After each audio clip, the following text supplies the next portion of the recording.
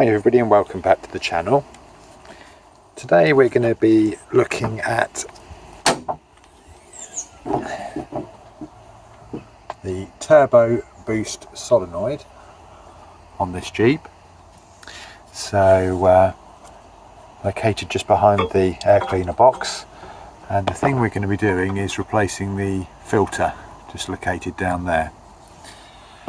So just done a service on the Jeep, and checking the service schedule, it's recommended that this filter is inspected and then replaced every 50,000 miles. So didn't have one when I did the service, but I've ordered a replacement filter.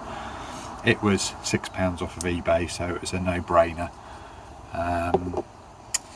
So just going to disconnect the vacuum pipes off the top. They're two different sizes, so you wouldn't be able to get those mixed up on refitting.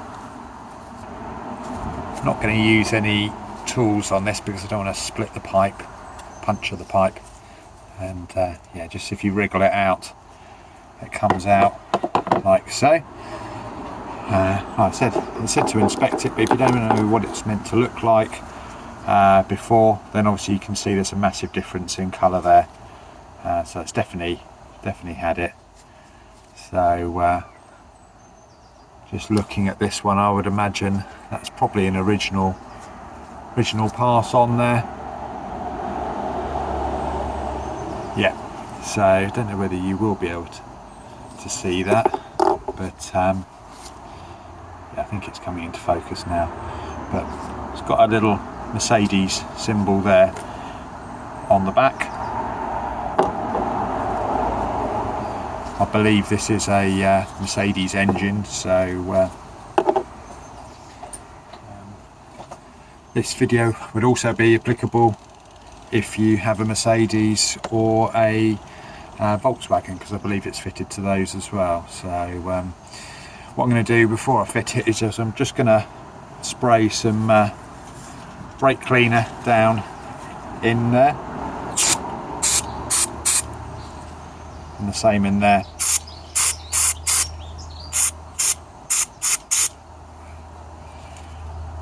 Just to remove any dirt that might be in the system before I put it back on. I'll leave that to dry. The beauty of brake cleaner is that it, as you can see, it almost evaporates away instantly. So just let that all dry off. Tip any remaining bits out of there.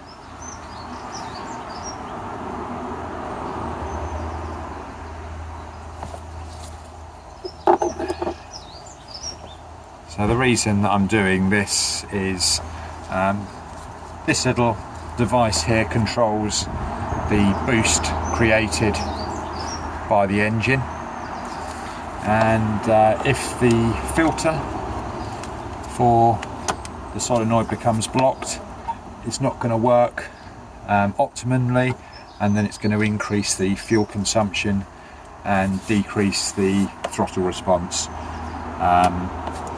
I had previously cleaned this filter when I did the service with a bit of brake cleaner, and I noticed an instant difference in performance. The turbo was spinning up much quicker and providing boost, and therefore the engine had a lot more torque. I'd hardly have to use the accelerator pedal just to maintain the speed. It just wants to go all the time. So things like this build up over time, and you don't notice the drop off in performance or the increase in fuel consumption until it's too late. So if you are experiencing an increase in fuel consumption and lack of power or lack of response from the engine, first thing to do, check that and replace the filter. So hope this has been useful. If you could like and subscribe, it will help to make videos just like this.